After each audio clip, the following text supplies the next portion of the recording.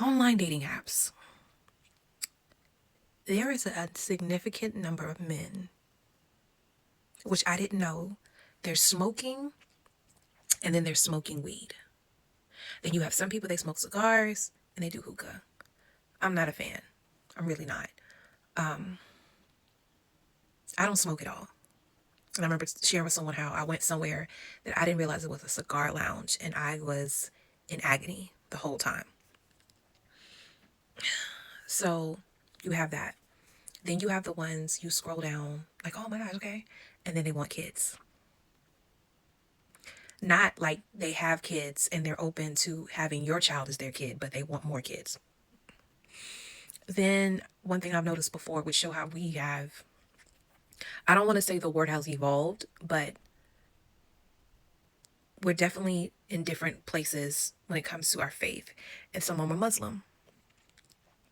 So it's very interesting.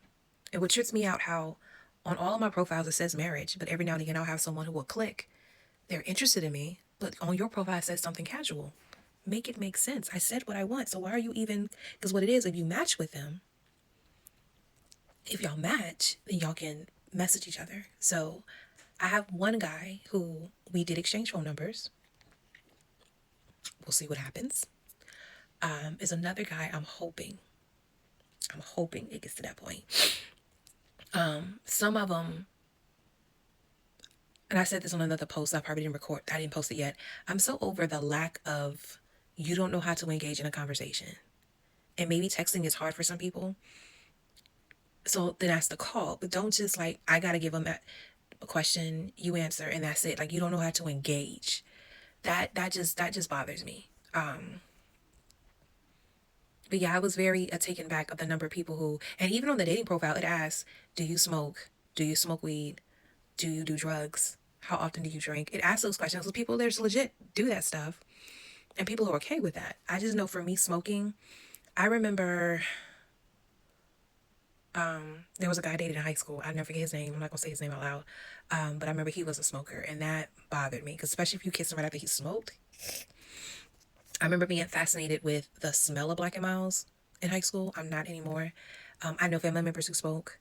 I've never been a fan of it. I've never like being around it. That's just me. And that's why I would prefer my man not to do any of that. Even the hookah. I never understood hookah. You inhaling something in your body that shouldn't be there. So, yeah, this is promising. And like my homegirl had to show me, she was like, Ryan, this is still early.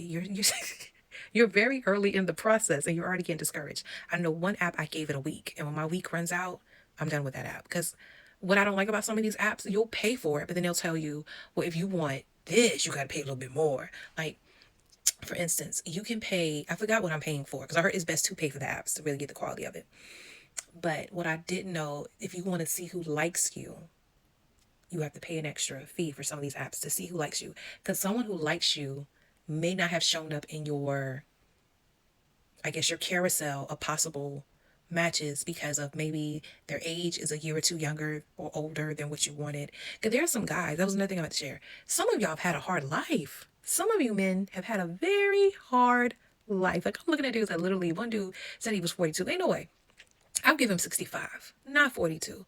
And then what's so crazy is there were some men that to me, or they said they were 39. I'm about to be 45 this year. I already have certain people, with the exception of the gray hair you may see here and there. Every now and again, I have people looking at me like, you're not 45. You're like maybe in your 20s. I get that.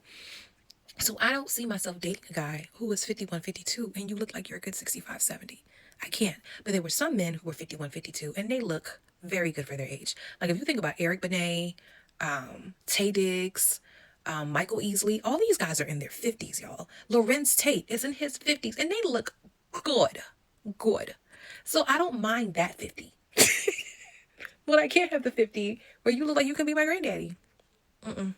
So there were some 51s, 52s I passed on, but there were some I was like, yeah, let's see what happens. Because they look good for their age, you know?